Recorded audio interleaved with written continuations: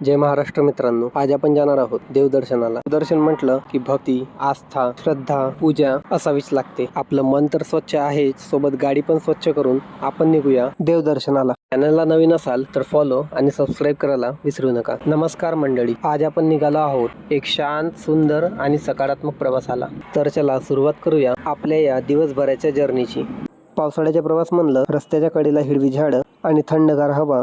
प्रवासाची खरी मजा तर याच्यातच आहे. आणि ही आहेत मामाची पोरं. हर्षू तर समोर बसून प्रवासाचा मस्त आनंदच घेत होता. तेवढ्यातच सुरू झाला नागपूर सिटीतला तो ट्रॅफिक. सिटीमध्ये गाडी चालवायला तर कंटाळाच येऊन जातो. निसर्गाचा आनंद घेत आम्ही पोहोचलो तीर्थस्थळ पारडशिंग्याला. रस्त्याच्या कडेला असलेल्या निसर्गाच्या सानिध्यातून आपल्याला झाले भोलेनाथांचे दर्शन. मग आपण निघालो सरळ साक्षात श्री महादेवाच्या दर्शनाला. पारडशिंगा तर लहानपणापासूनच येतो, पण महादेवाच्या मूर्तीजवळ जाऊन आज पहिल्यांदाच दर्शन झाले. हे आहे मंदिराचे पावनद्वार आणि आता आपण निघूया श्री सती अनुसुया माता यांच्या दर्शनाकडे. तर हे बघा, आपण पोहोचलो आता मंदिराच्या आतमध्ये. सर्वात आधी तर आपण आपली गाडी पार्किंग झोन मध्ये लावूया.